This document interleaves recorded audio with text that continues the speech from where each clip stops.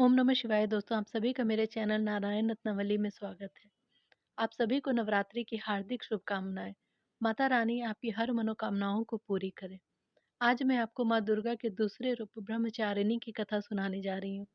Video अच्छी लगे तो कृपया कर मेरे चैनल को लाइक, शेयर, सब्सक्राइब करें। नवरात्रि के दूसरे दिन ब्रह्मचारिणी माता की पूजा की जाती है। इनका स्वरूप बहुत ही सुंदर और दिव्य है। ये सफेद वस्त्र धारण करती हैं। इनके बाल खुले हुए हैं और एक कमंडल और एक जपमाला धारण करती हैं।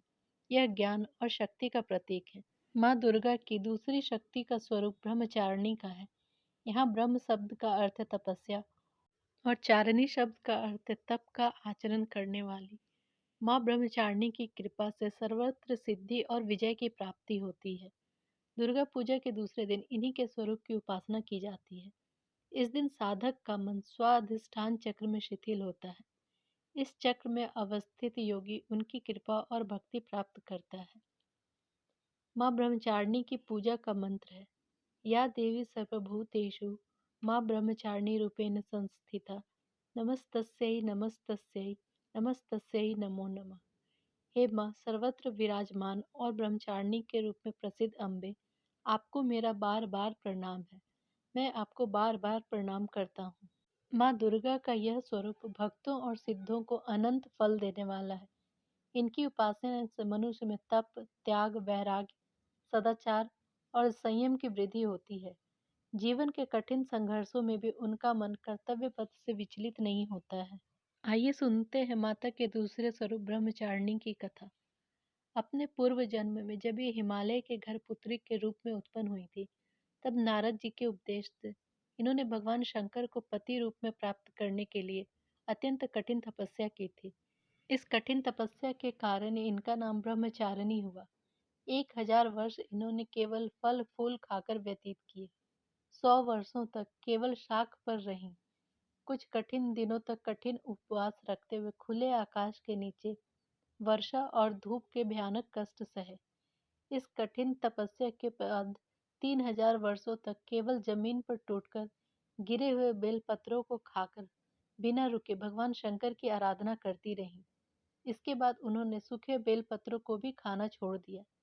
कई हजार वर्षों तक वह निर्जल और निराहार तपस्या करती रहीं। पत्तों को भी खाना छोड़ देने के कारण इनका एक नाम अपर्णा भी पड़ गया। कई हजार वर्षों की इस कठिन तपस्या के कारण ब्रह्मचारिणी देवी का पूर्व जन्म का शरीर एकदम क्षीण हो गया था और बहुत ही दुर्बल हो गई थी। उनकी यह दशा देखकर उनकी माता मैना बहुत दुखी हो उठी।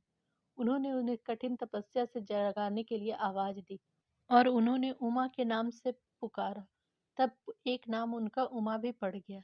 उनकी इस तपस्या तीनों लोकों में हाहाकार मच गया। देवता, ऋषि, मुनि सभी ब्रह्मचारिणी देवी की इस तपस्या को अभूतपूर्व पुण्य बताते हुए उनकी सराहना करने लगे।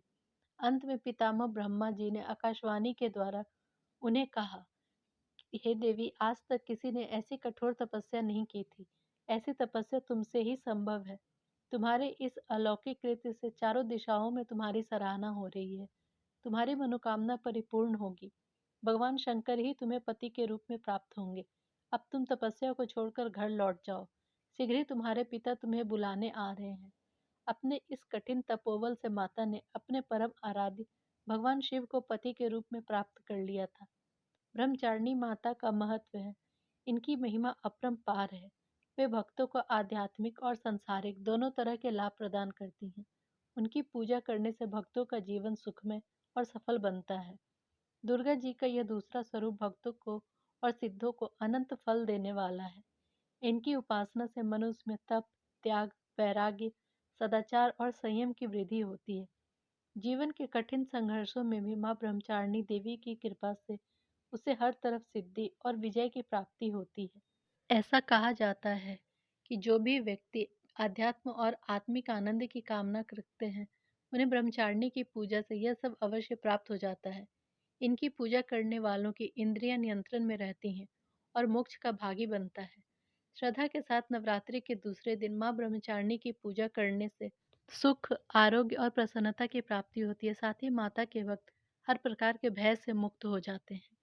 माँ ब्रह्मचारिणी को शक्कर का भोग अत्यंत प्रिय है। इसके अतिरिक्त कोई भी सफ़ेद खाद्य पदार्थ या मिठाइयों का भोग लगा सकते हैं। माँ ब्रह्मचारिणी को शक्कर का भोग लगाने से आयु में वृद्धि होती है। माँ ब्रह्मचारिणी भले ही श्वेत वस्त्र धारण करती हैं, लेकिन लाल उनका प्रिय रंग है। नवरात्रि के दूसरे दिन माँ ब्रह्मचारिणी की पूजा करने से रोगों से मुक्ति मिलती है। भगवती ब्रह्मचारिणी के पूजा से भगवान शिव भी प्रसन्न होते हैं। यम, नियम के बंधन आदि से मुक्ति मिल जाती है। ब्रह्म को प्राप्त करने के लिए भगवती ने तपस्या की थी, इसलिए उनका नाम ब्रह्मचारिणी पड़ा। माता ब्रह्मचारिणी आप सबों की मनोकामनाओं की पूर्ति करें। जय माता दी।